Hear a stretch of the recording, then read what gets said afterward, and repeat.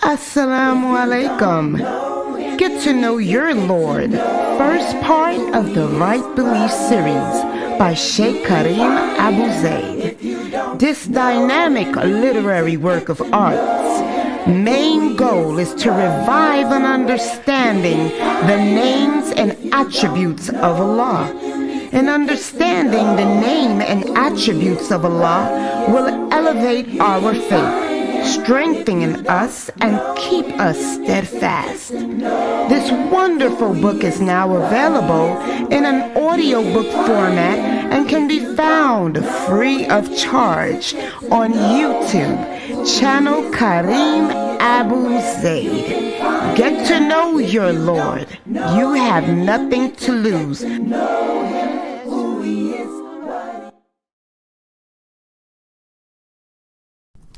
Join us every Friday at 9 p.m. Eastern for the sis Laila live call-in and answer show. Please join Ustada Laila Nashiba. If you have any questions in regards to this theme, call in at 862-370-2838. Now streaming on various platforms right here on Sunnahfollowers. Sister Laila live, Sister Laila. Live weekly for the joy and the hour. Ask Sister Laila, live Sister Laila. Invite your friends and family, make it cozy. Ask Sister Laila.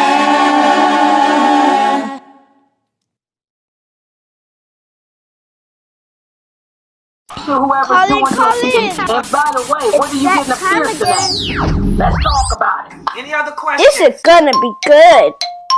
Welcome to Ask Sister Laila Live. And by the way, what are you getting a pierce today? Let's talk about it. Wait a minute. Time for the Ask Sister Laila live show. This is Lines gonna are be now good. open. 862-370-2838.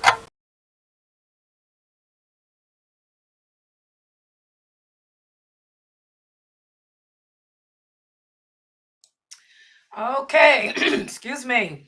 Ina alhamdulillah, wa salam ala wa rasulullah. And alhamdulillah, we are back. This is our Ask Sister Laila live show.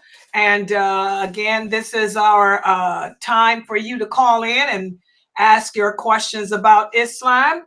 And there's several different ways that you can get your questions asked here at Sunnah Followers.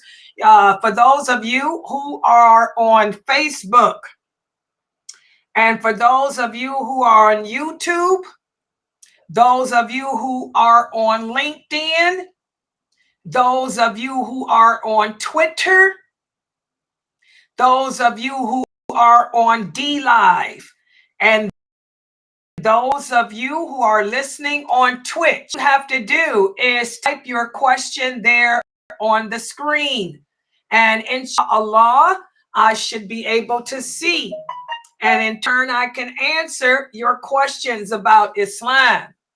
If you are on Rumble, and I do have a few followers on Rumble, or if you are on Odyssey. Now, Odyssey, alhamdulillah, I am logged on. I'm looking at them now.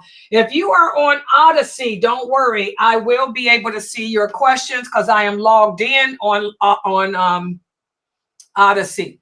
But if you are using Rumble, I won't be able to see what you type. So there's other ways you can also get your questions sent to me. If you are a part of the Sunnah Followers WhatsApp group, you can type your question on the WhatsApp group, and then one of the sisters there can share your question with me.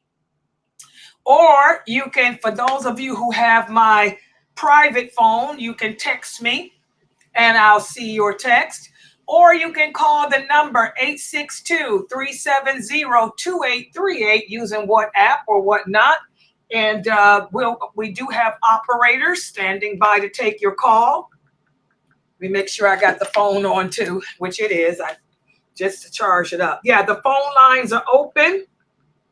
So you can dial that number 862-370-2838 and get your question asked.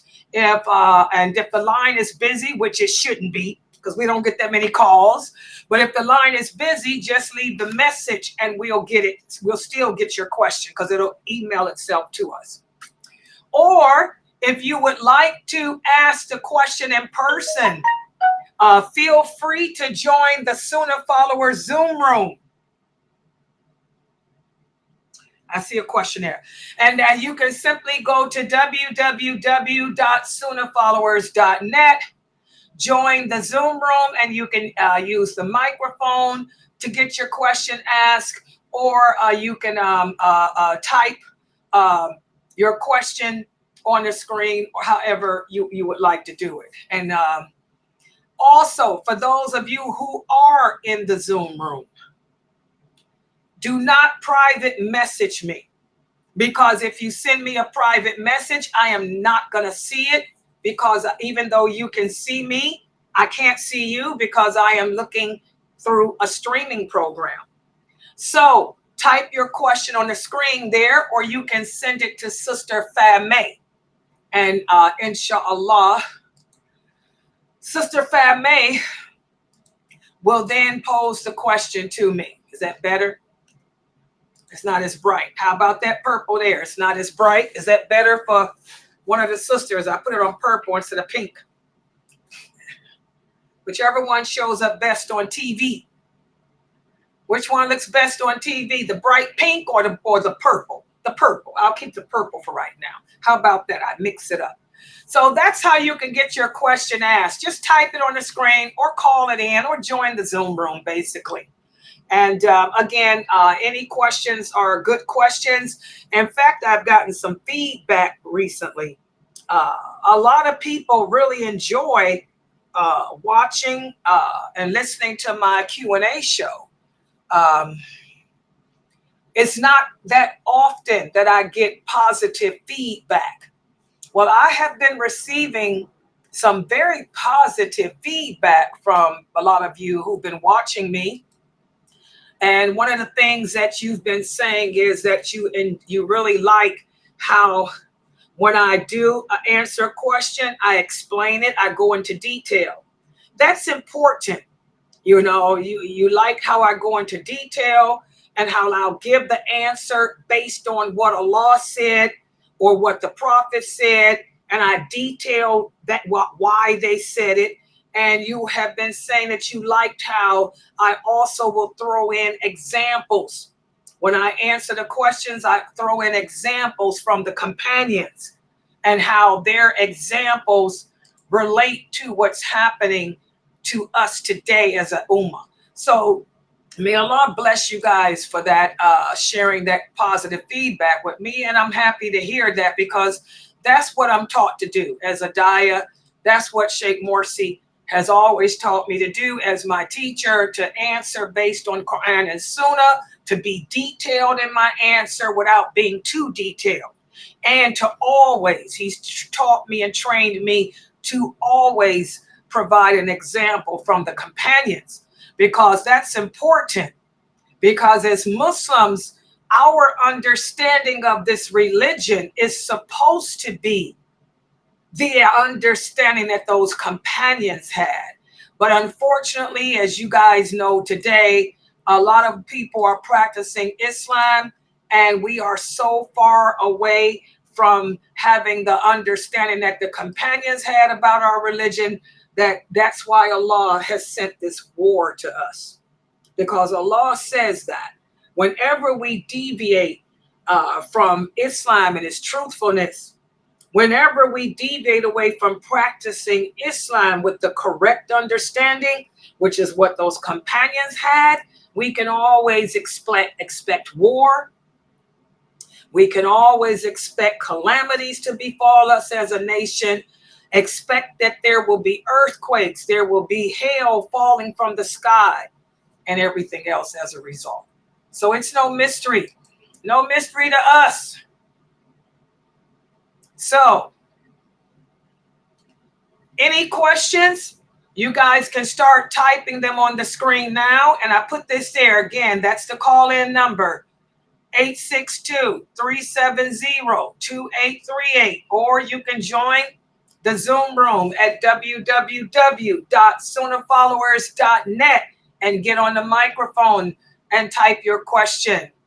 Do I have someone here to read the questions for me? Is Fat May still here? Yeah.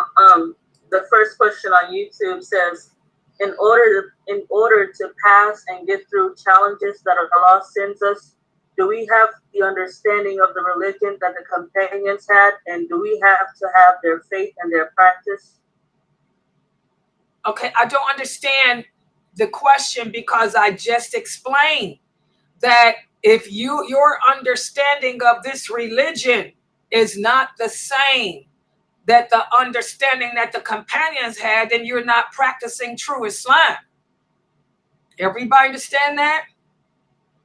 There's only one way. There's only one God. We worship Allah. There's only one Allah. We follow one prophet, and that was the Prophet Muhammad sallallahu alaihi wasallam. There's only one type of Islam. There is not 10 different types of Islam. There's only one correct understanding of Islam. And that understanding is what the companions had. So if you are not practicing this religion the way they did, if your understanding is not like theirs, you're not even a Muslim. So I don't understand this question. For example, the companions believed in the qadr of Allah. The companions believed in all of Allah's books. They believed in all of Allah's prophets. They believed in the day of judgment, the reckoning. They believed in the qadr of Allah. That's Islam.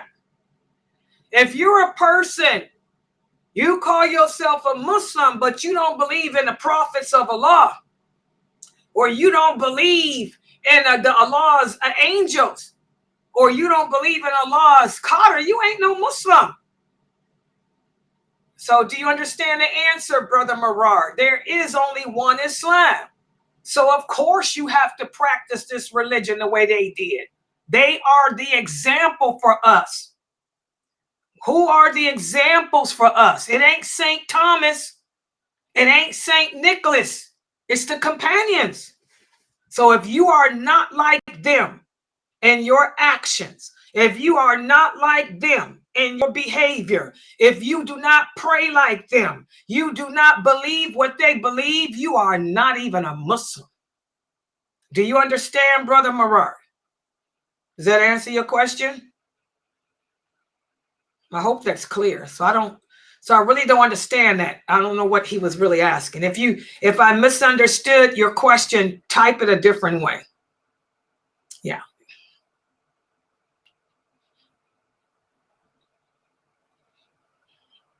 Okay. Now, if you're asking me, do you have to be as strong as they? Ain't none of us stronger than those companions. None of us will ever live up to being strong like them. They were the best people created.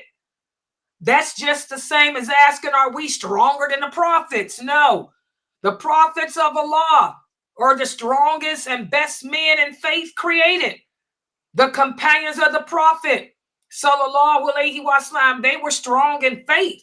So it's impossible for you to be like them. There was only one Umar. You ain't Umar.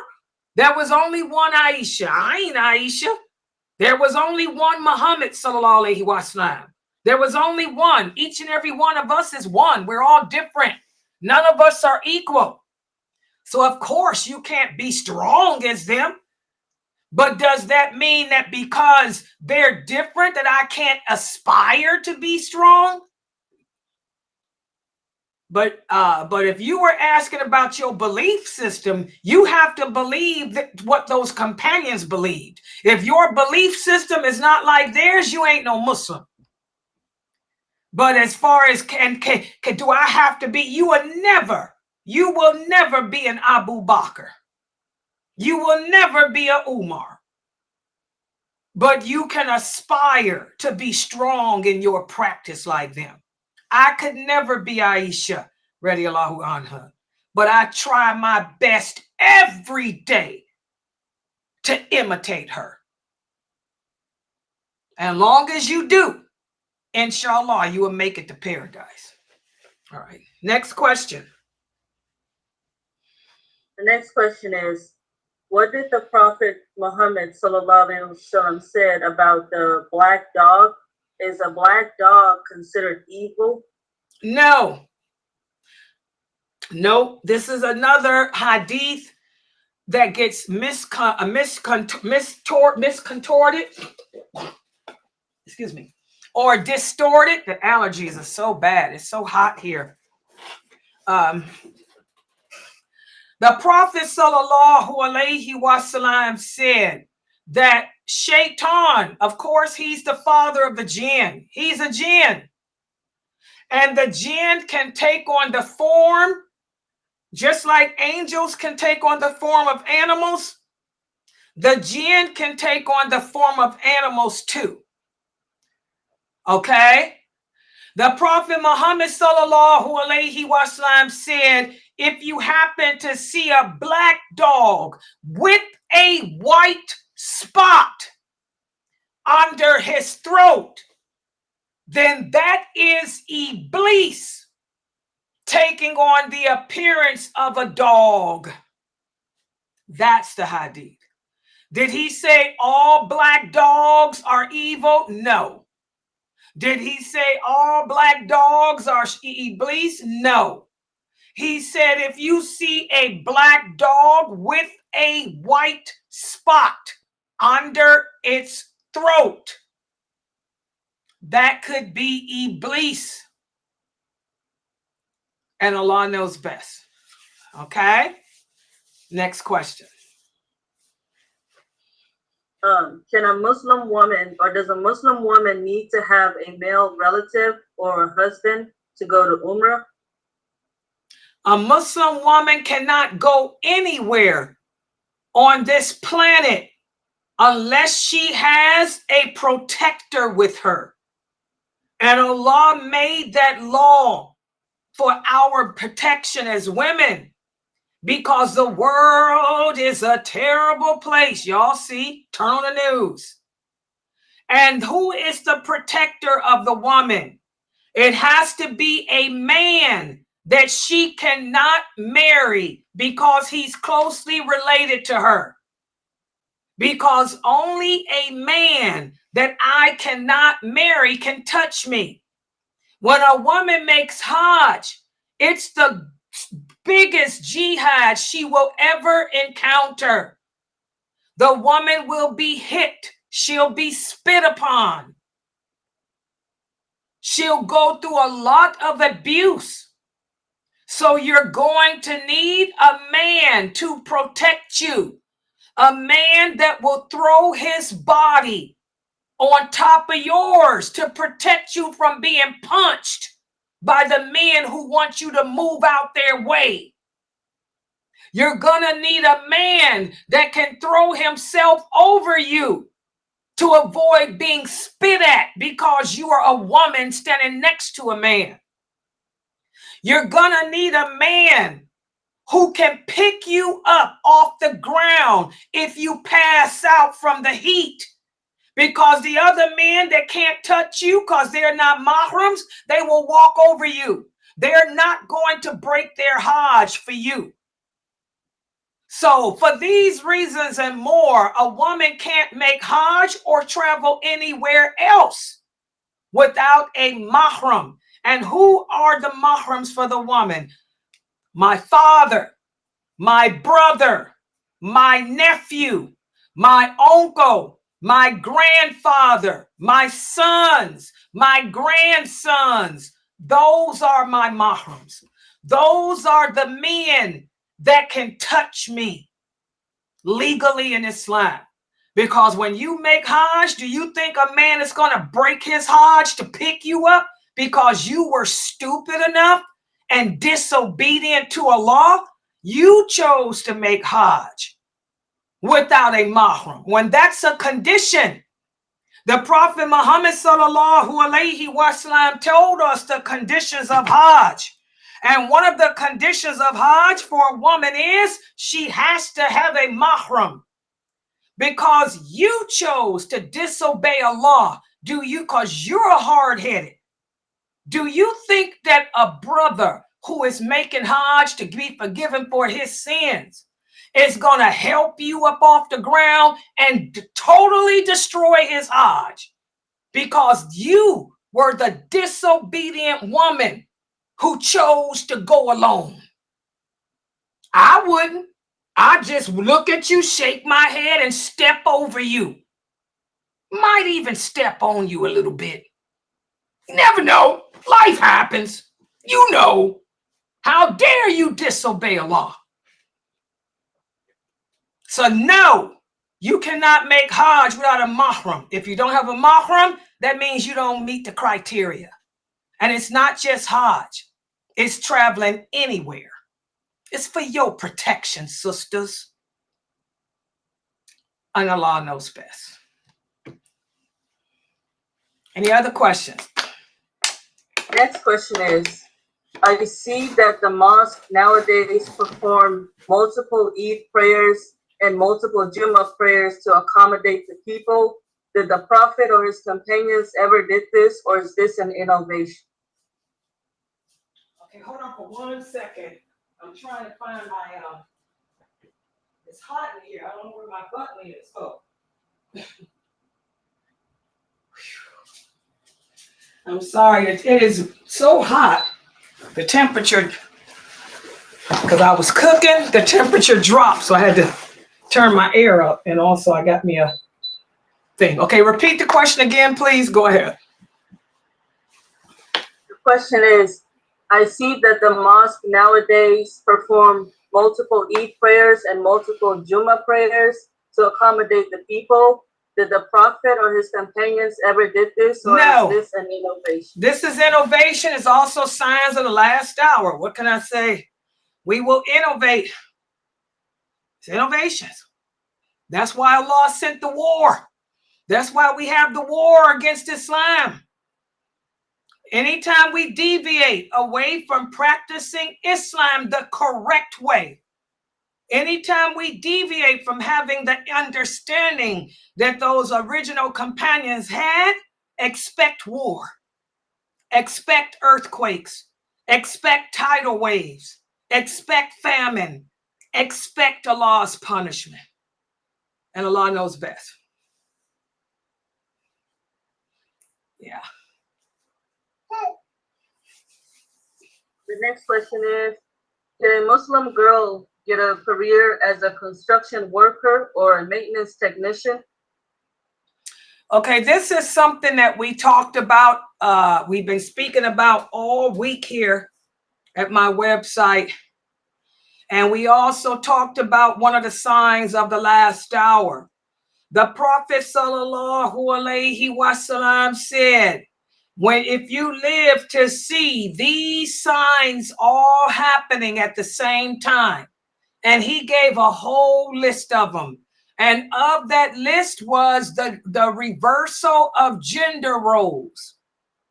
The reversal of gender roles. He said, if you live to see the women taking on the role of men and men taking on the roles of women, know that the war against Islam is close. Know that the last hour is near. It is not a woman's job to be a man. Allah created men for certain reasons. Allah created women for certain reasons. Allah didn't even build us or create women to do certain jobs. What do you look like as a woman trying to be a construction worker? Are you out your retarded mind? What type of woman would even want a career like that? What type of woman would even want to be a maintenance man?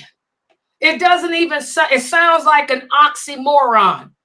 What real woman do you think Aisha, radiallahu anha, would have wanted to be a maintenance man? Would Aisha, radiallahu anha, have wanted to be a construction worker? This sounds to me like a woman who has an identity problem. She's been living in the West too long. Maybe her parents need to send her back home to Africa. Or if she's born in the USA, maybe her parents need to send her overseas to learn what a real woman is. Okay? That's the first part of my answer. The second part of my answer is, again, women were not the only time a woman works in Islam is if she has to. It's the man's job to be the provider, the maintainer, and protector of the woman. Your job is inside the home. It is your job to nurture the fitra of your heart and in turn teach your children and nurture theirs. It is not your job to work as a woman. Now, there are exceptions. The exceptions are the medical field. We need female doctors. We need female x-ray technicians. We need female occupational therapists. And we need female teachers.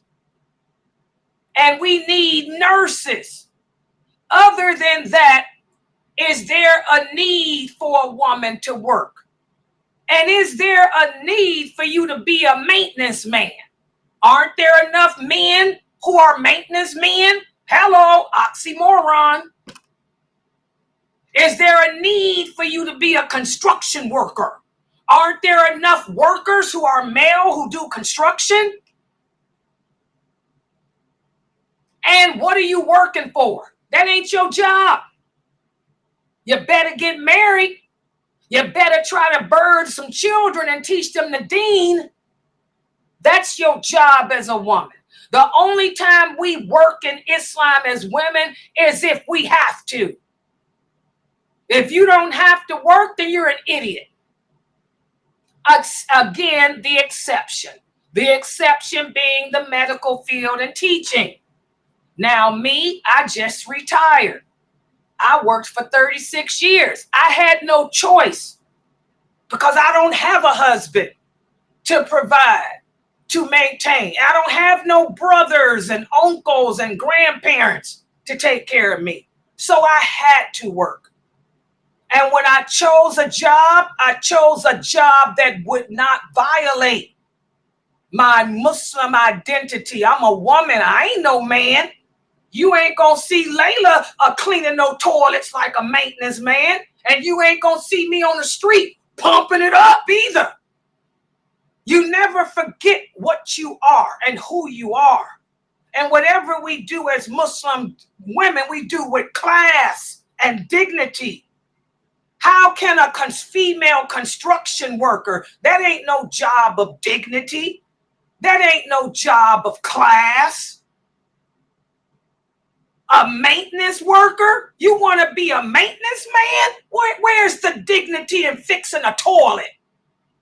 Where's the dignity in fixing a sink? We're better than that. I'm a woman. WOMAN, capital. I'm better than that.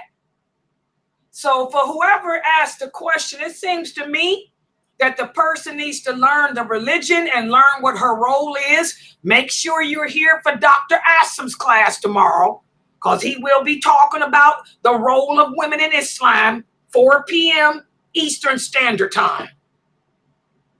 You know, and also get some class and dignity about yourself. Because I don't know any dignified woman who would want to work in either one of those professions. because it's not a profession of class, and Allah knows best. Next question is, when going through a heartbreak and know it isn't good to hold those feelings in and have it bothering you, but how long should I mourn?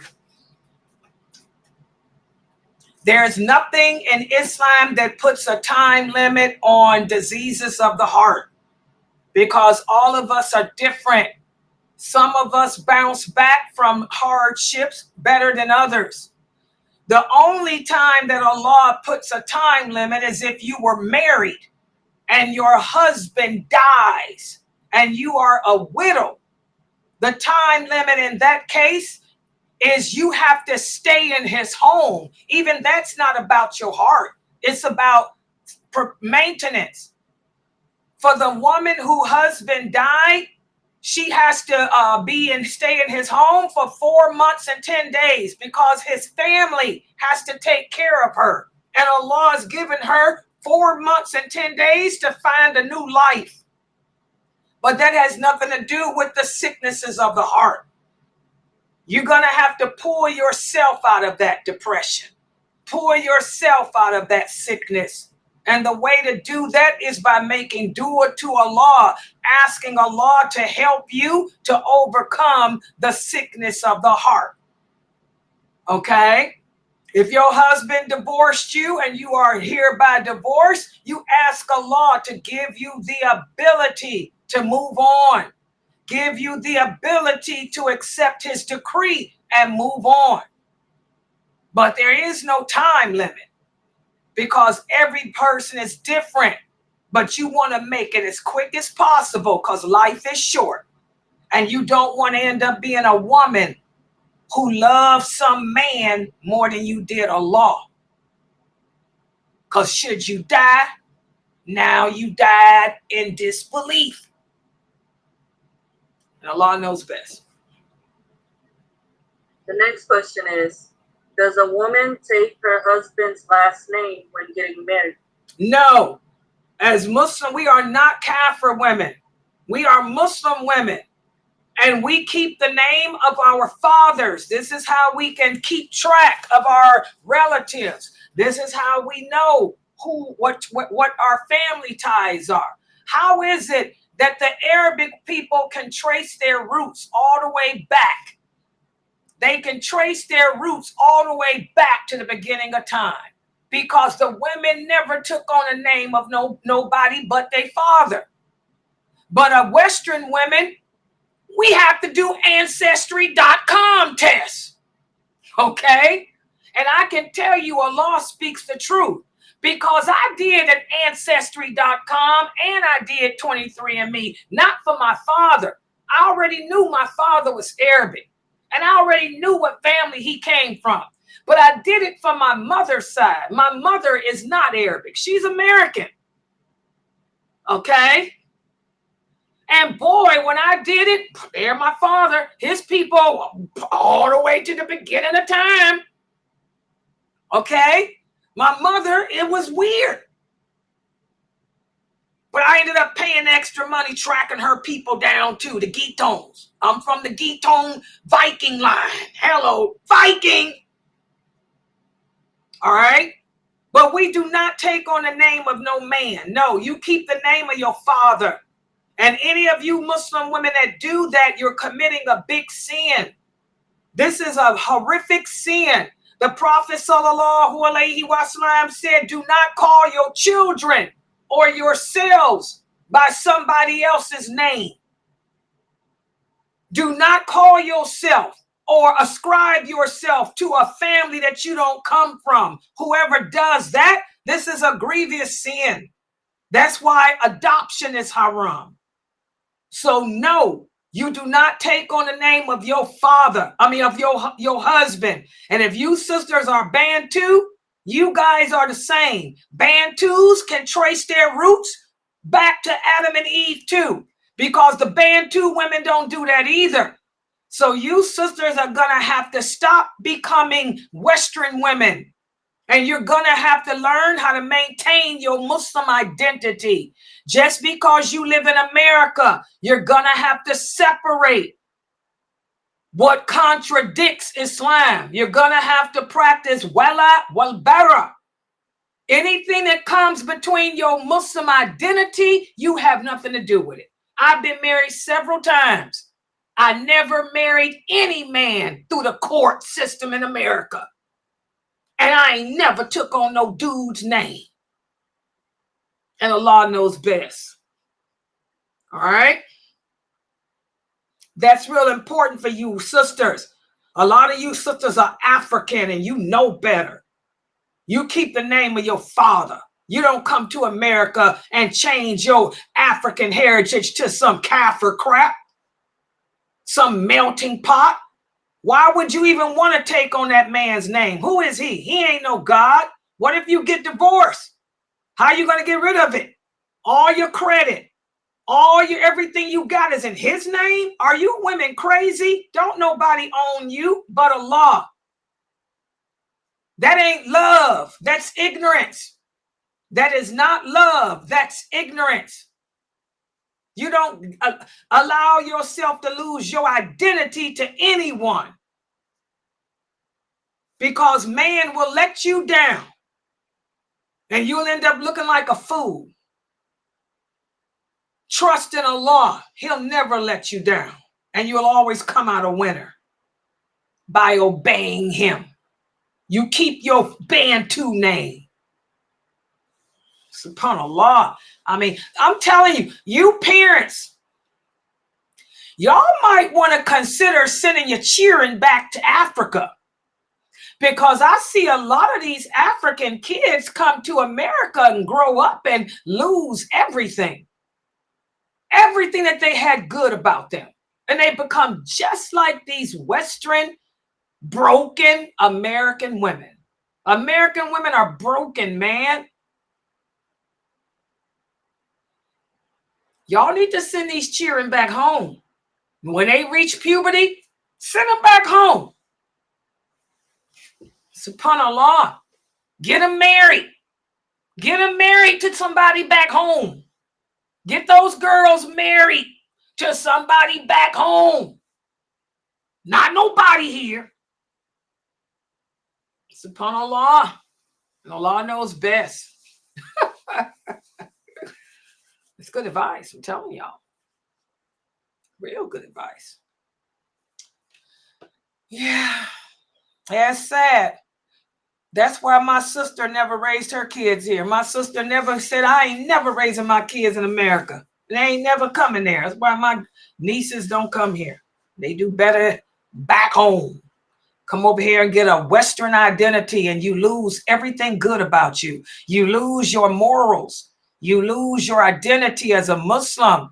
You lose your concept of life and purpose, and you just become broken.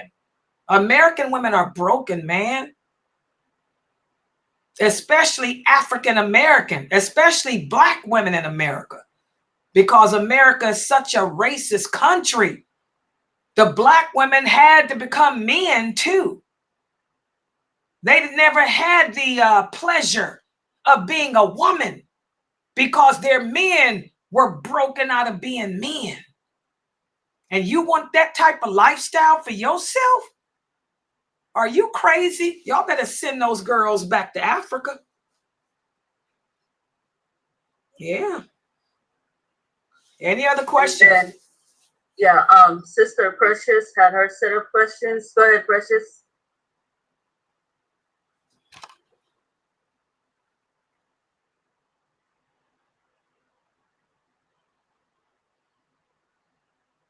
Yes, thank you. I'm here. So the first question I have is, what is Sharia law? Sharia is an Arabic word that translates into English to mean the laws of Allah. Sharia law are the laws that's imposed by Allah. But you don't live in an Islamic state. You don't live in an Islamic country. So Sharia law, of course, cannot be implemented because you live in America. But if you lived in Saudi Arabia, for example, the law of Allah is if you fornicate, if you were living in Saudi Arabia and if you were caught with a girlfriend having sex and they caught you having sex, they would take you to the public square. They would tie you up on a pole and they would beat you on your back 80 times with a whip. Because that's the law of Allah, the punishment for fornication.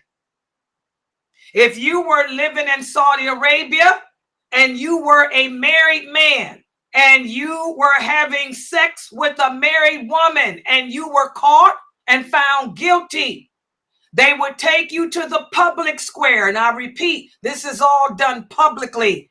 They would tie you up on a pole and they would kill you, because that's the law of Allah for adultery.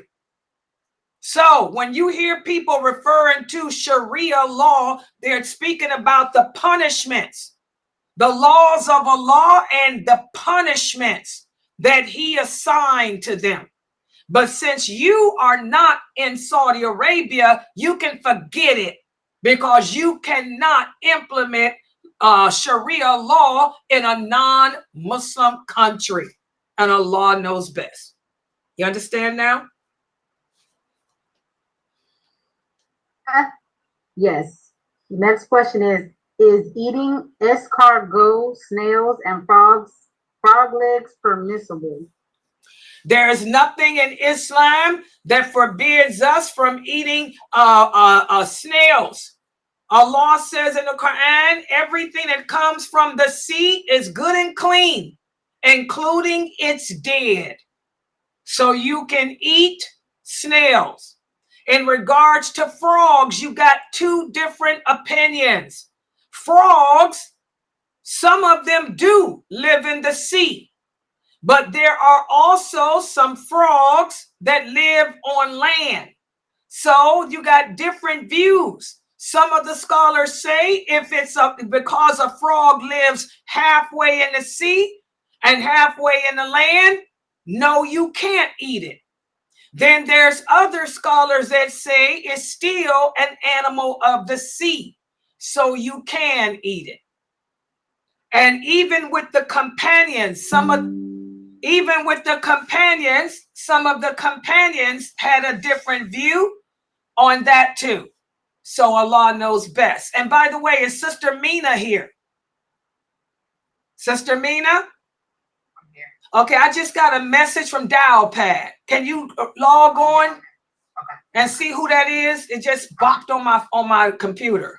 Yeah, see who's on Dialpad with a message. I don't know why it didn't ring, but yeah, check it. Okay, and Allah knows best. Go ahead.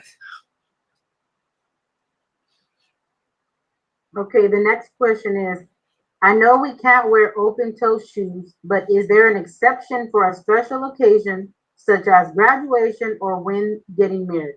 That's the same. That's like asking me, I know we can't smoke marijuana, but is there an exception because I'm getting married? Can I go ahead and smoke a little weed to help take away my shyness?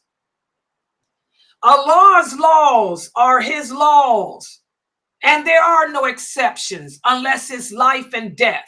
The only exception is if you were dying and your life depended on it. Okay, so say for example you were walking and you were stranded in the desert. The desert is hot. The sand is hot. Your feet will burn. But alhamdulillah, you see some sandals that are open toe. Can I wear them now to protect my feet? Because if I don't, my feet are going to burn and I'm going to die. Then yes. But just so you can party? No. And by the way, what type of graduation are you going to?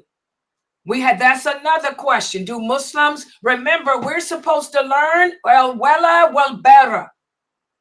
As Muslims, we learn to disassociate. We disassociate. We disassociate from that which contradicts my belief system. So that's a whole nother question about you and this graduation, especially if it's a graduation that's enticing you to dress like a kafir. Then maybe it's a graduation that you shouldn't be attending.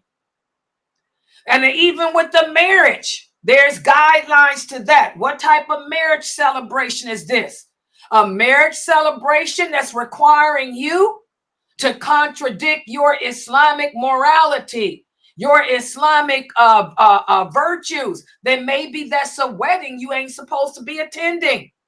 Anytime something causes you to think, to violate the laws of Islam, that's also a sign that that's an event you shouldn't be going to. So stay away from graduations, stay away from whatever type of marriages you attending, because evidently something's wrong. They ain't the kind of graduations or marriages that Muslim women should be attending. And Allah knows best. So you got to be able to have insight. In order to be a daya, in order to be a person to answer questions, you got to be able to see through the lines. What type of wedding is she attending? What type of graduation is she attending that's questioning her Islamic morality? It's something that she shouldn't be involved in. And Allah knows best.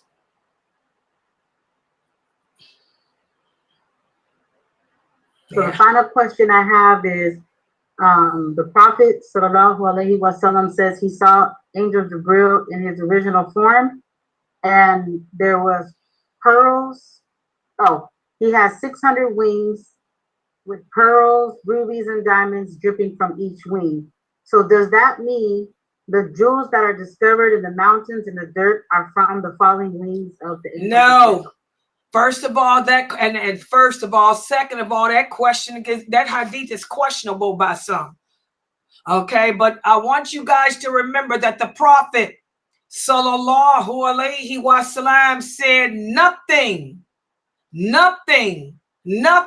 in this world resembles anything in paradise. Nothing in this world resembles anything in the hereafter, even though they may have the same name. And he also said the trees in paradise are nothing like the trees in this world. There's another hadith. He said the pearls, the diamonds, and the rubies of this world are nothing like the pearls and rubies and diamonds in the hereafter. So even though we call them a diamond, it's not the same. Even you and I will not be the same in the hereafter. We'll be much taller. We won't have any hair on our body except the hair on your head if you a woman and a beard if you a man. Okay? So no, nothing in this world is up there. Up there has stuff that's nothing like anything here, even though they have the same name. And Allah knows best.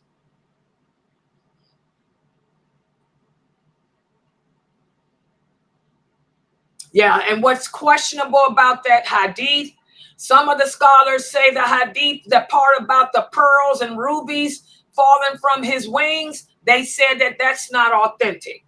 The part that is authentic, they say, is that he had over 600 wings, because Imam Bukhari has in his collection, so does Imam Muslim, that he had over 600 wings. You will find in other books like Tirmidhi and Dawood that he had rubies and pearls. So some scholars question that ruby and pearl part. But even if it is true, the rubies and pearls in the hereafter don't look nothing like the rubies and pearls in this world. They're not the same thing. And Allah knows best.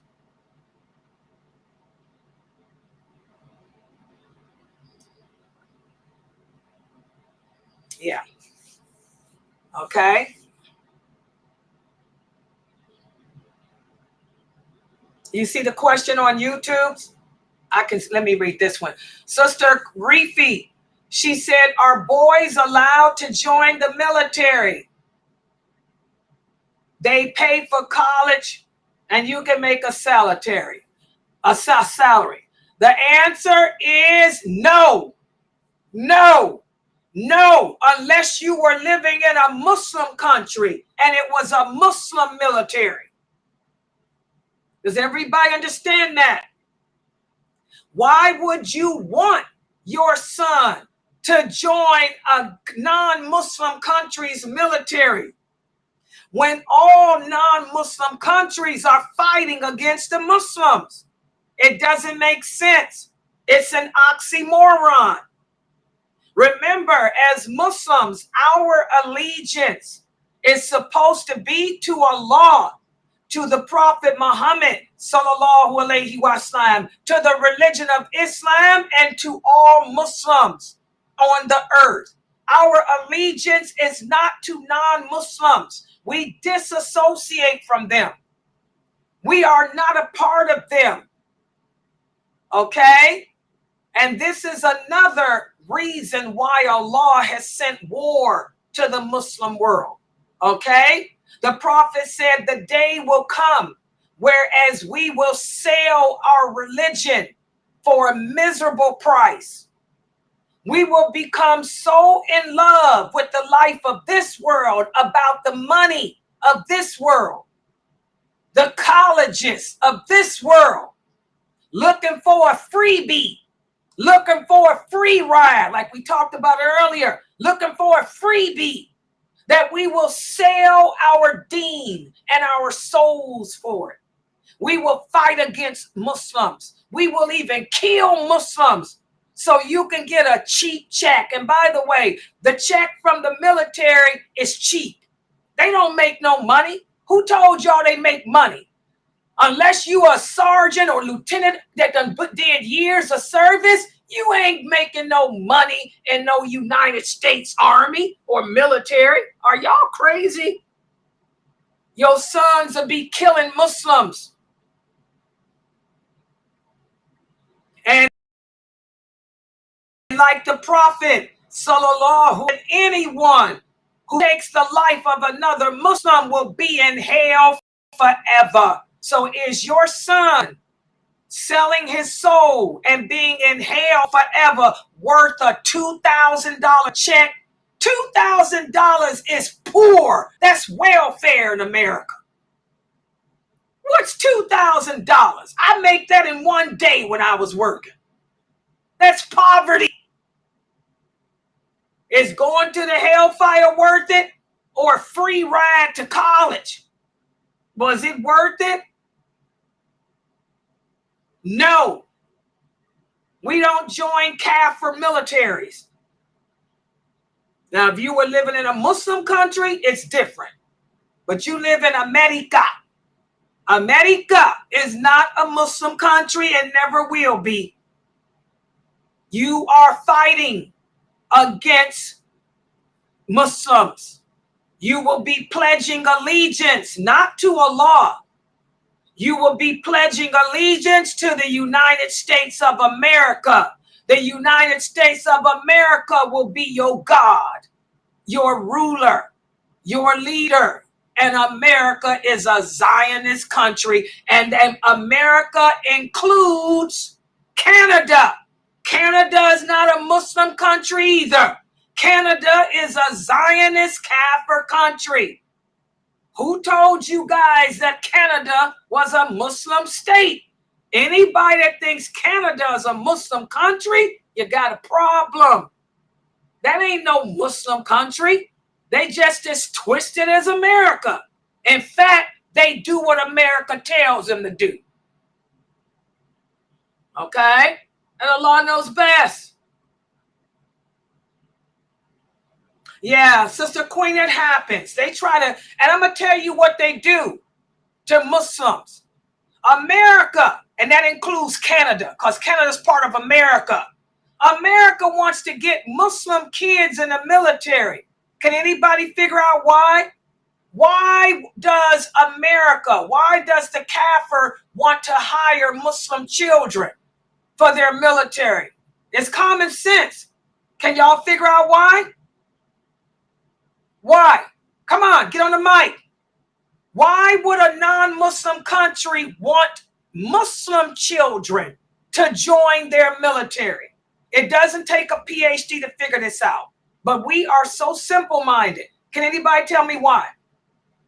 Because they can kill them off easily like that. No, not just that. Come on, simple-minded. Let's get intelligent. Come on. So it's less Muslims to have to worry about? Wait a minute, one person. Why would the non-Muslims, why do they, and they are, like she said, they're trying to get Muslim children to sign up for the military. Why do they want your boys to join their army? Come on, it's common sense. Think. So less Muslims to have to worry about? No. To get us to test against each other. No. What's wrong with y'all? Y'all can't think? Come on, adults. Fresno, tell them why they want the children, a Muslim kid, to join the military. The same reason they want Okay, let me ask this question. Y'all are so messed up. Why is it that Homeland Security is trying to get the imams to get jobs with Homeland Security? Why?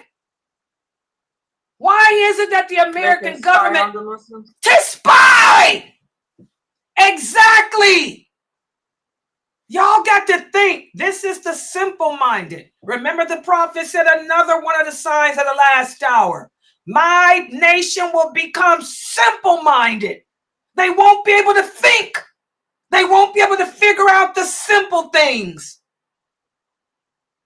The American military is trying to get your Muslim sons to join the military so they can spy, because your sons are Muslim. They know how to pray. They know Arabic, some of them. So they will hire them to go and spy. Go into that mosque over there in Gaza and find out what's going on. They'll accept you because you're a Muslim. Work undercover for me. The same reason why Homeland Security is trying to get imams here in America and Muslims in America to work for Homeland Security. Because you can spy. You're a Muslim already. You know the laws. You know the rules. You can go in there and tell me where the terrorist cells are. You know who's talking like a terrorist. Y'all don't see that? You sisters better wake up. You're going to lose your sons. You women are going to lose your boys because y'all too simple-minded. This is what we were talking about at 6 o'clock. We have to not only have knowledge of Islam, we have to have knowledge of the world too. You sisters can't be so numbskull. You're going to lose your boys.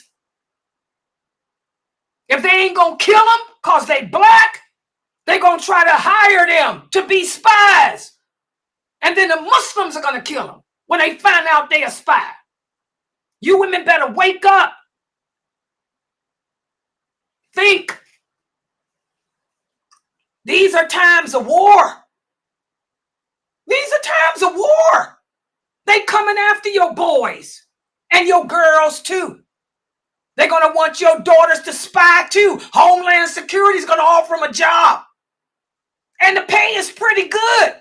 Oh yeah, the pay is good for Homeland. Now, working for the military ain't, but Homeland Security pays a pretty penny. You sisters better wake up and start thinking. You're going to lose your boys. All right, next question.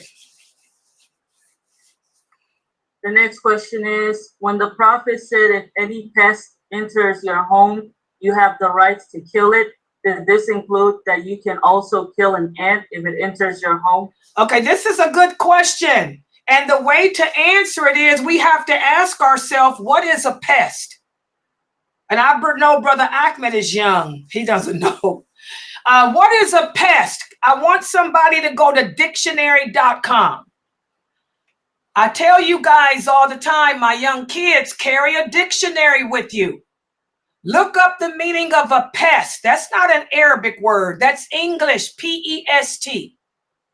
Can anybody look it up? I know y'all slow. Let me get my phone. I already know what it is, but let me look it up and read what it says.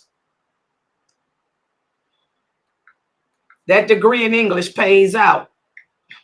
Pest. A pest is any living thing, whether it be a plant, an animal, or a microorganism that has a negative effect on humans. It can either be an unwanted plant, fungi, insects, spider, mites, birds, fish, or whatever, or rodent. Exactly. Did you hear the meaning, Brother Pest? I mean, Brother Ahmed. A pest is any creature or plant or anything. I'm going to be honest. A man can be a pest. If a man was trying to break in my house, that's a pest. A pest is anything that comes into your home that can cause you harm. The Prophet ﷺ said, anything that comes into your home uninvited that can cause you harm, kill it. Because if you don't kill it, it will kill you. You understand? And then Allah tells us in the Quran that every creature that he created has its own community.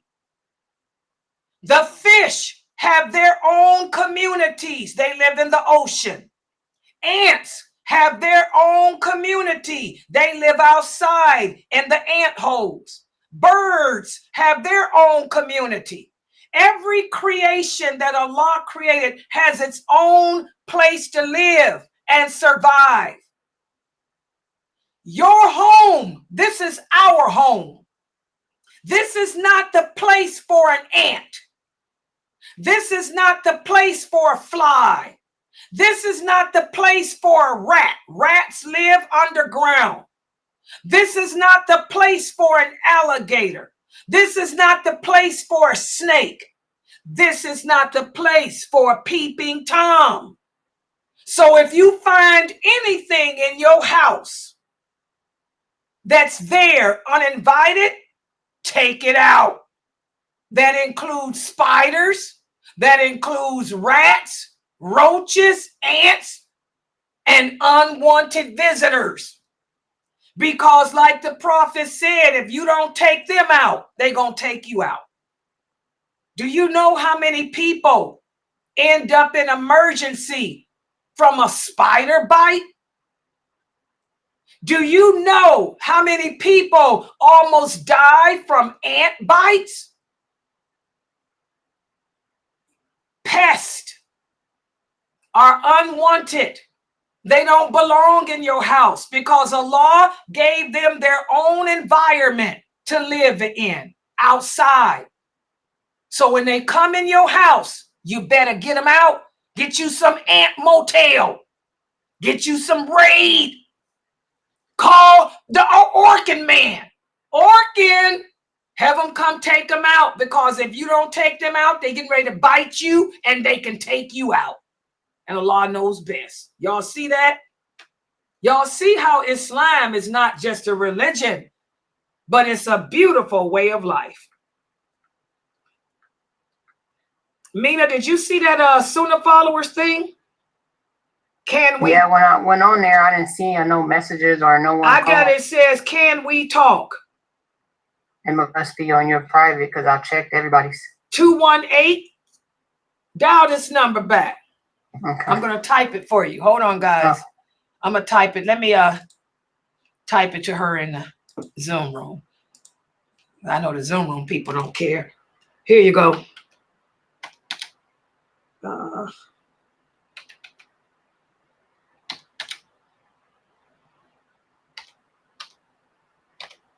We got to fix that thing up better than that then. There you go. Can you see it? Yeah, call that number back and see what they wanted. Because I don't. Okay. Because I don't want to miss nobody's call. We don't use the call-in phone. That we don't get that many calls, but if they calling me directly, I don't want to miss it. Yeah. Yeah. Next question. Go ahead. Oh wow. Oh yeah. This is look at this program coming up. Yeah, that's our dial pad thing. I don't want to miss the people's call.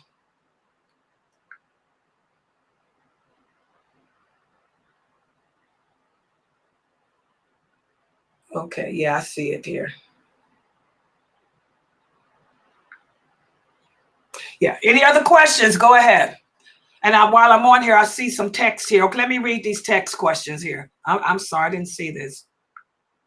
Ooh, it must be the people on, must be Rumble, because I'm on, okay. Here's some more questions about the prayer. Okay, go ahead. For the person that texts me about the prayer, go ahead. I'm always, and by the way, guys, if you guys can look on our my YouTube channel, we have a playlist that Dr. Jamali put together showing you how to pray. He's standing up and showing you what to say, how to do the positions. Yes, go to the playlist that says how to pray, prayer list. Playlist. It's right there with Dr. Jamali. That'll help the new shahadas too. But for the person that's texting me, go ahead. I'm waiting on your text. Don't just say, can I ask you a question about the prayer? Ask the question too. Because you know there's lag on the internet. So that way I'll get to, when I see your question.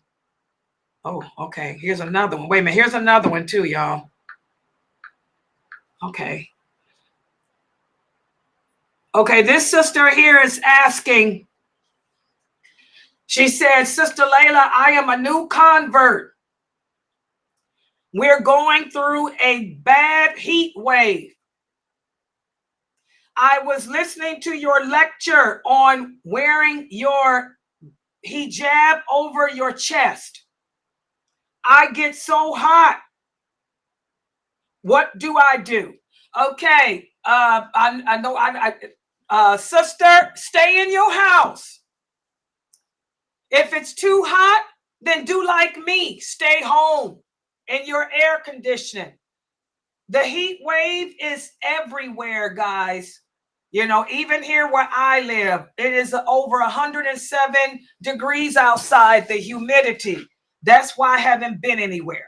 I wanted to go visit my grandkids, but I haven't been because it's too hot.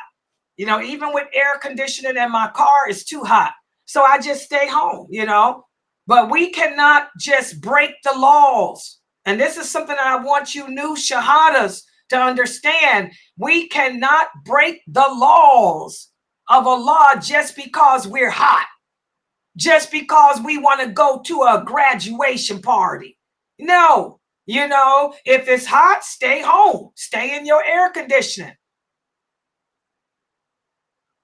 When the female companions, when Allah sent down the verses of hijab, the Arabic women covered their bodies. And they lived in the desert. They didn't have air conditioning. But they didn't go out the house until the nighttime. We have one hadith where even Aisha, radiallahu anha, she says it was so hot that we women held off going to answer the call of nature until night, because it was cooler at night. They didn't have bathrooms. They didn't have air conditionings.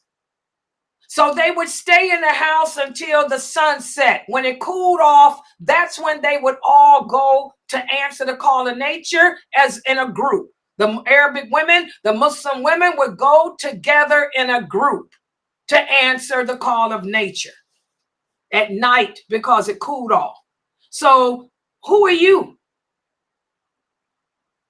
You looking for an excuse to take off your hijab? You looking for an excuse to be Nicki Minaj and Cardi B? I want you, sister, to remember the hellfire is hotter than this. We have a hadith where the Prophet sallallahu alaihi wasallam said, Allah allows the hellfire to take 2 breaths twice a year. That's why you have the coldest days of winter. That's 1 breath. And the hottest days of the summer. That's the 1 breath that Allah is allowing the hellfire to take in the summer. So this heat wave that we're feeling right now, they're calling it the solstice. This is the solstice of summer. Well, we Muslims call it the hellfire being allowed its second breath. So if you can't deal with this week of solstice, how are you going to deal with the hellfire eternally? This is just one breath of the hellfire. Allah allowed it to take a breath. And that's why we're experiencing this heat wave. Think about that. You know, when you have bad thoughts from Shaitan, all of us, you know, experience bad thoughts like that from Shaitan. You know, you defeat those thoughts by thinking about what the hellfire. It's hotter in hell than here. So I'll just stay my behind in my air conditioning and call it a day or a night and allow the hellfire to take its breath. And Allah knows best. Okay, next question. Yeah, you got to keep it. Next question is it true that the fetus can only pull the mom into Jannah if it was 120 days or older when it passed? First of all, I talked about this before. I don't know where they get this crap from. There is no such thing as a fetus pulling anybody anywhere. Where do y'all get that from? Who told you that? There's no hadith that says a fetus pulls you anywhere. I don't know where y'all get this crap from. Y'all got to stop hanging around with these Sufis. Y'all got to stop hanging around with these Mutazila people and learn your religion. Learn Islam the correct way. When people quote things to you, ask them for the source. Ask them to give you the dalil, the source. Okay? The hadith there's no hadith on this planet that says a fetus is going to pull anybody anywhere. So that's number one. Okay? Number two, there is a hadith where the Prophet sallallahu alaihi wasallam said any child, this is the hadith. And what's the source? Sahih Bukhari and Sahih Muslim. The Prophet sallallahu alaihi wasallam said any child that dies before the age of puberty will intercede on behalf of its parents on the day of judgment. Intercede does not mean pull. Intercede means to talk, to speak on behalf, to speak on behalf of, to speak on behalf of. So on the day of judgment, any child that died before the age of puberty, it will be standing right there behind the Prophet Muhammad sallallahu alaihi wasallam, and it will look for its mother and it will look for its father. It's a child. It's not a fetus. It is not a fetus. It's not an egg. It's not a crumpled up fetus. It's a real human being.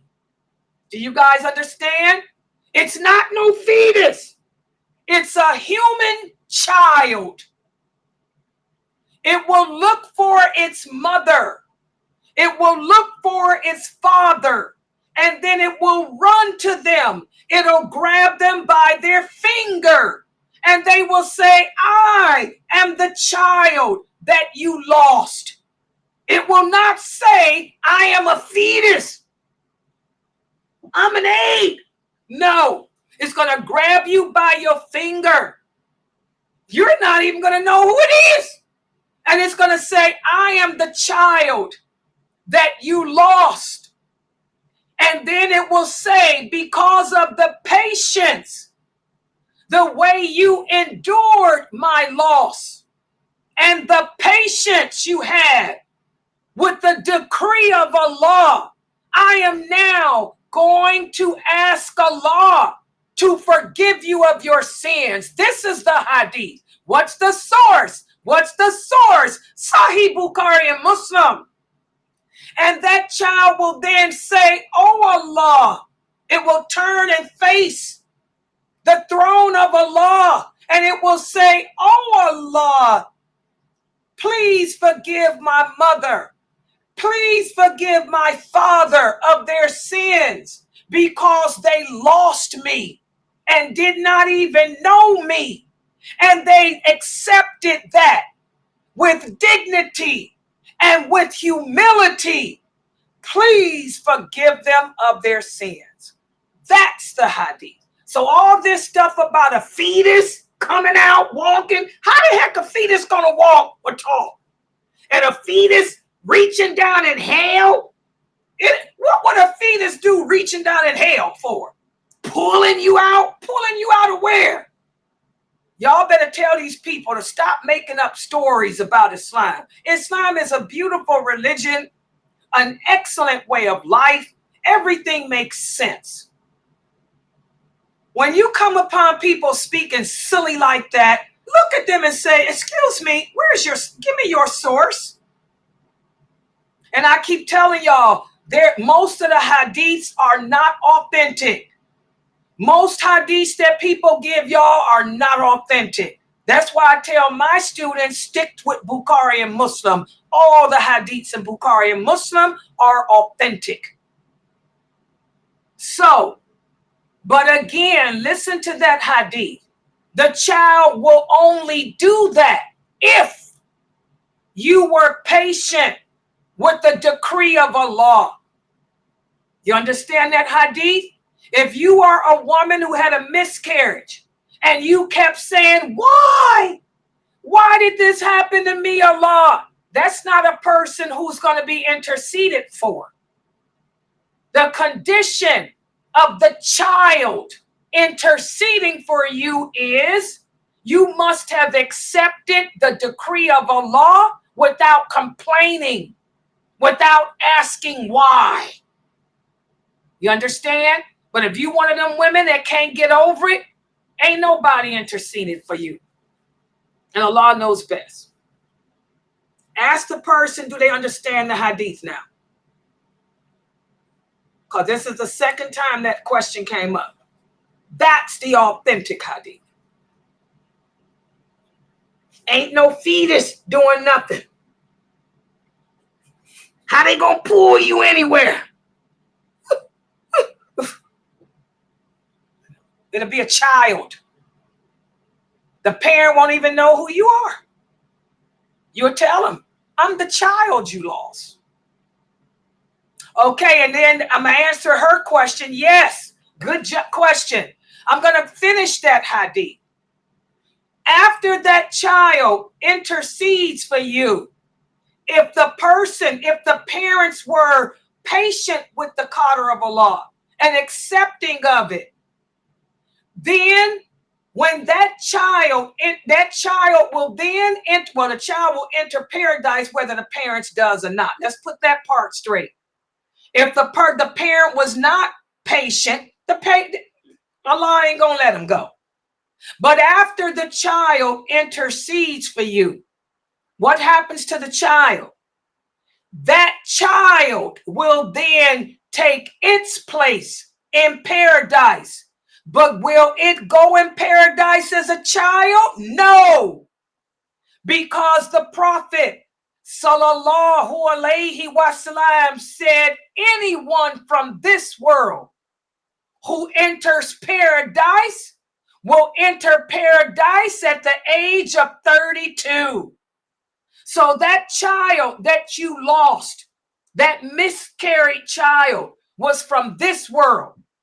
So that child, after interceding for you, will then enter into paradise as a 32-year-old person. Y'all understand? That's the next part of it. Yeah, no one from this world will enter paradise below the age of 32. Right. The immortal boys. Exactly. The brother here is asking about the immortal boys. The immortal boys of paradise. They will have earrings in their ears. They will be the servants of the people from this world. But the word immortal tells you they are not from this world. Anyone from this world that enters paradise, that means your miscarried children, they will be 32. Everybody got it? And what's the source? Sahih Bukhari and Sahih Muslim. We have to stop making up hadiths. Be careful of the Sufis out there, man. They add a whole bunch of garbage. That's nothing but garbage. And you can tell it's garbage because can you imagine a fetus? How's a fetus coming at you for anything? Are you crazy? And pulling you out of what? The hell? That's crazy. Yeah, okay.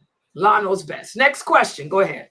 You're welcome, sister. She said, thank you for breaking that part down. Thank you.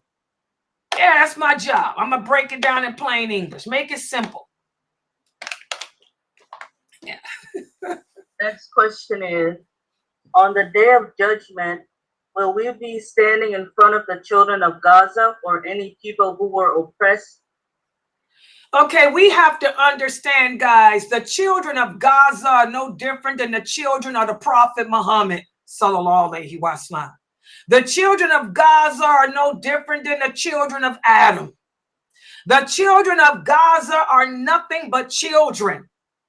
So what makes y'all think that they're better? Do you think the children of Gaza are better than Prophet Muhammad's kids? Do you think the children of Gaza are better than Moses? Noah's people?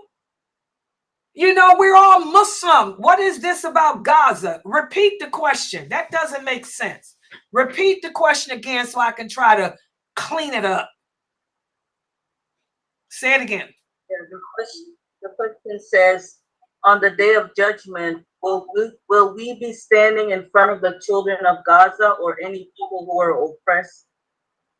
Standing before, what do you mean by that? We don't worship Gaza. We don't worship Gaza.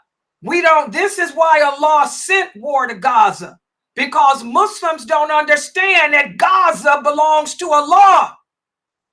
I want all of you young kids to get it together. Y'all the reason why this war is here. We don't worship Gaza.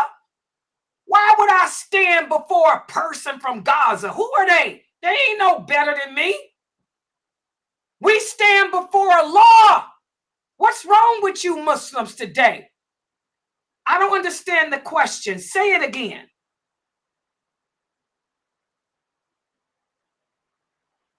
What do you mean will we stand before the children of Gaza? I don't worship no children from Gaza, just like I don't worship the Prophet Muhammad's son. I don't worship any other companions. I don't worship the Prophet Muhammad, so why would I stand before a child from Gaza? Can you explain your question? Maybe you need to retype it. Yeah, it doesn't make sense. Can you retype your question? What? I don't understand that. That doesn't make sense to me.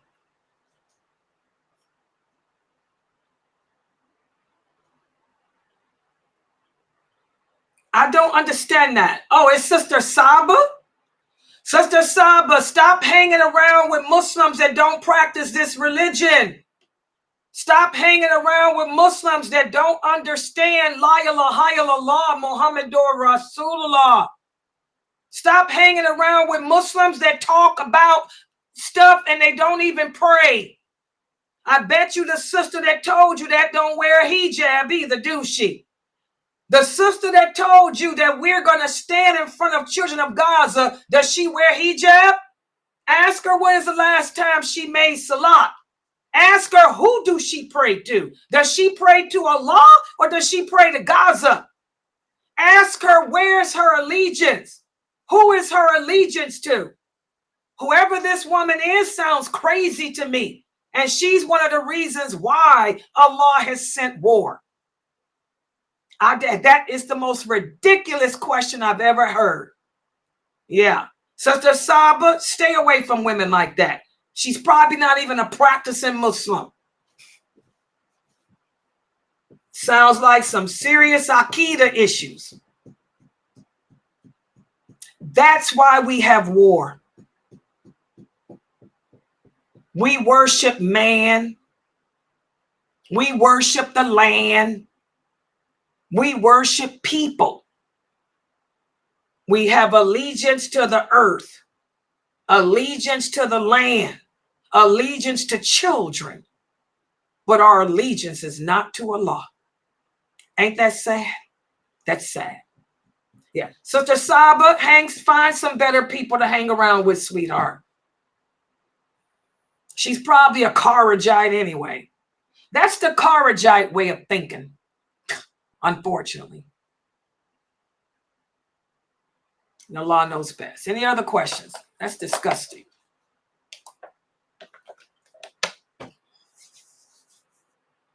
Yeah, exactly. Like the brother here typed, that's one of the signs. We're so emotionally outdone. We all emotional, but we have no allegiance to Allah. Good job, brother. He said, Sister Laila, we going through the same thing. He said, I'm trying to tell the Muslims over here the same thing.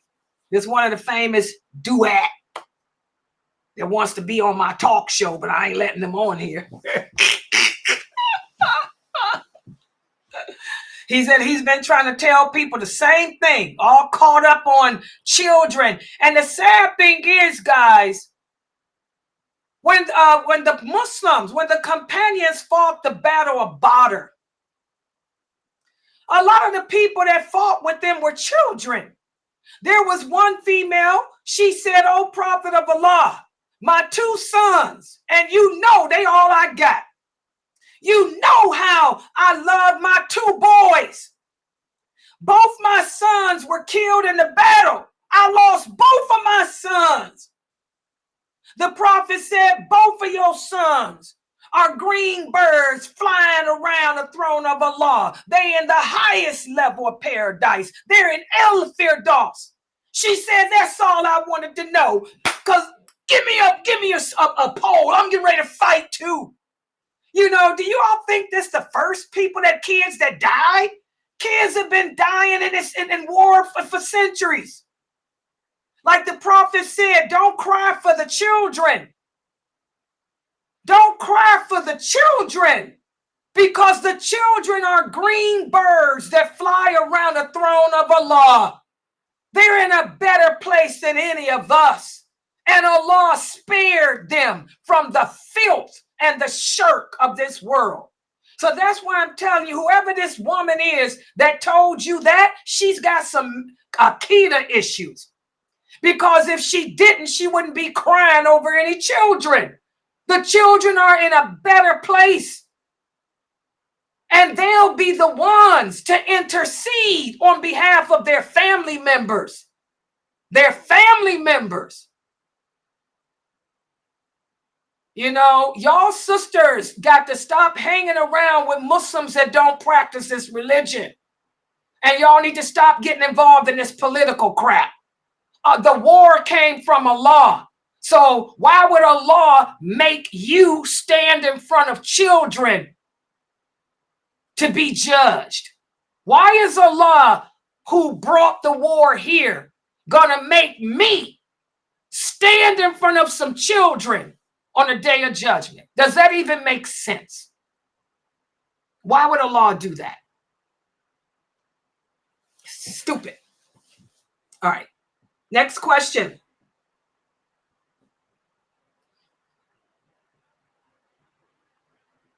Yeah. The brother here is typing, this is a serious problem with our ummah today, and it's gonna get worse. This is just the beginning. That's what I tell them. This is just the beginning. What are they going to do? What are they going to do when the war reaches the entire earth? We're weak. He's typing, we're weak. We're weak. Yes, we are. I agree. Yeah.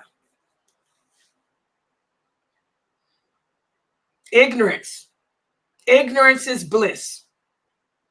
And by the way, guys, when the war does impact all of us, most of the Muslims will be, and when the Antichrist comes, wait till we get to that part of my story, my series on the signs of the last hour. Most of the Muslims living on earth at that time will be on the side of the Antichrist.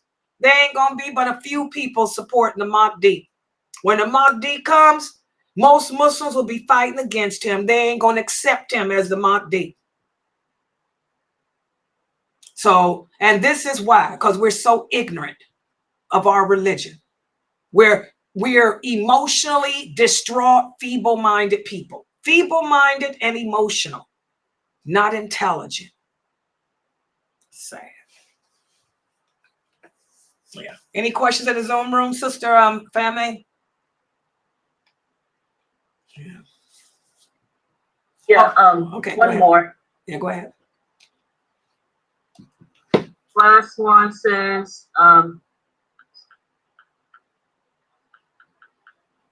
the question is, does the child has to be a certain month in the womb for them to intercede after the miscarriage?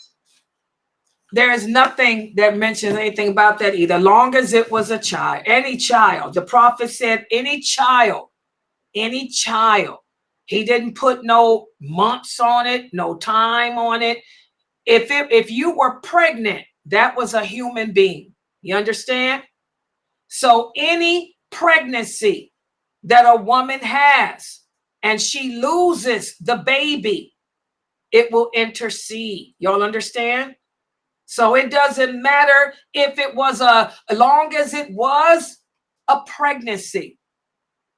Even if it was a clot of blood, it will still intercede for you because it was a pregnancy. Y'all understand? That clot of blood would have turned into a human piece of flesh. And that piece of flesh would have turned into a human being. So it doesn't matter. Any miscarriage that a woman has, the only criteria is she must have been pregnant. You were pregnant because it was a pregnancy. So it will intercede for you. You understand? Yeah. Stay away from Sufis. Whenever people start talking about numbers and stuff, that's a sign of a Sufi.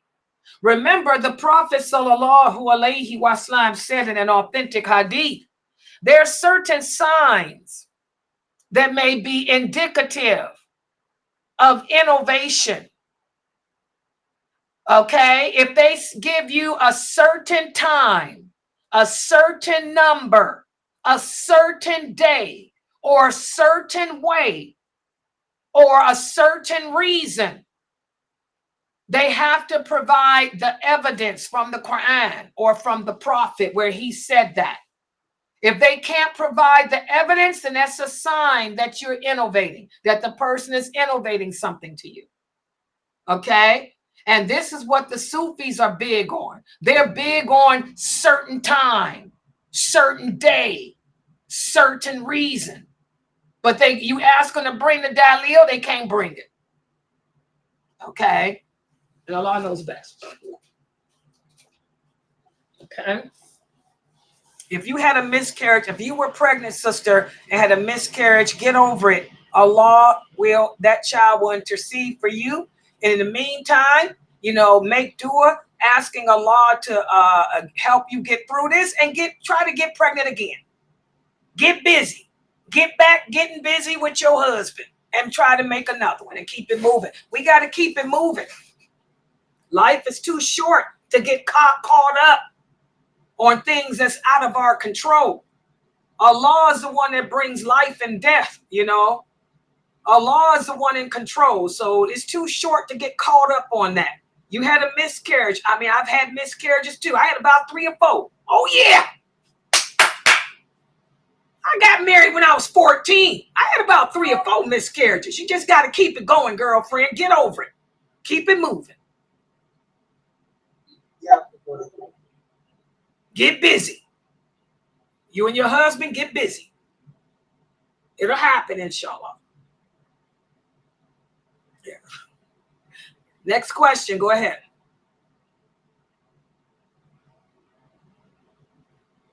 Those are all. Okay. Yeah. Yeah, we gotta just, I mean, it happens. I don't know any woman that hasn't had a miscarriage. We all been there, I think. I think most of us have been through that miscarriage stuff. You just gotta, and it can be sad because you were looking forward to being pregnant, but you gotta get over it. Keep it moving. Allah did what was best. Maybe that child would have been a problem for you. And I'm telling you, children are nice when they're little, but once they hit puberty, it's a whole new program. Okay? Just get over it. Keep it moving.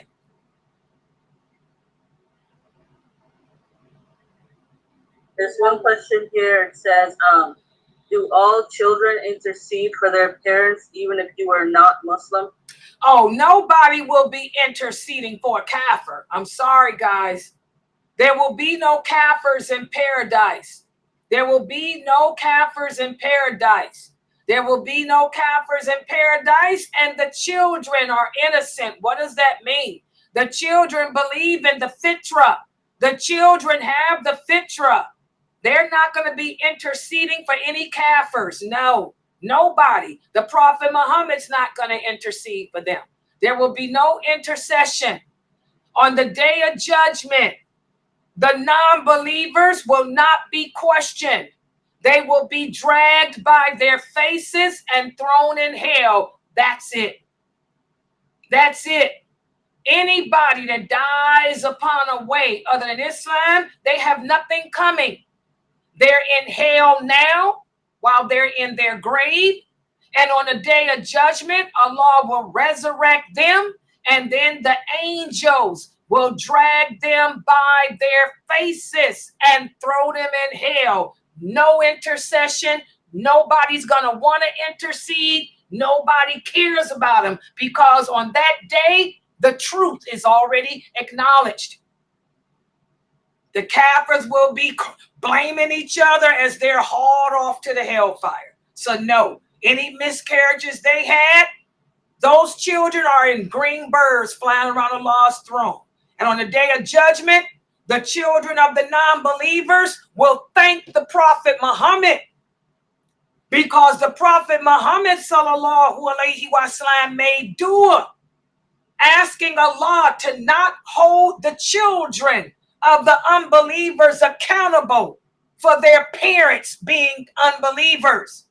So on the day of judgment, the children of the unbelievers, they will take the form of a child and they will stand around the Prophet Muhammad and they will thank him. Thank him. They will thank him for his dua.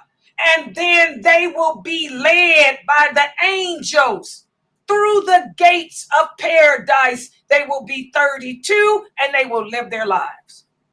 So that's what happens to the children of the unbelievers. They're not going to intercede for anyone. They will take their form as a child, thank our prophet, and enter paradise. And that's the end of it. Y'all understand? They won't even think about their parents because their parents are not important. Their parents were kafir. Only the children of the believers will intercede for them because we believed in Allah. Okay. Does that make sense to everybody? Okay, she asked if the parents are Muslim now. What they got was I already said. If you are Muslim, your children will intercede for you. Yeah. The children will only intercede for their parents if their parents were Muslim. If their parents died a kafir, no. Yeah. Everybody understand?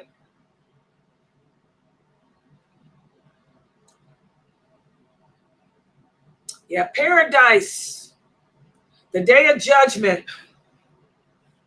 It's going to be a heck of a day. That day can last years. That one day can last 1,000,000 years. Yes. Because remember, brother, the Prophet ﷺ said nothing in this world resembles the hereafter, not even time. One day in this world could be a second in the hereafter, or it could be 1,000,000 years. But even time is not the same. Yeah.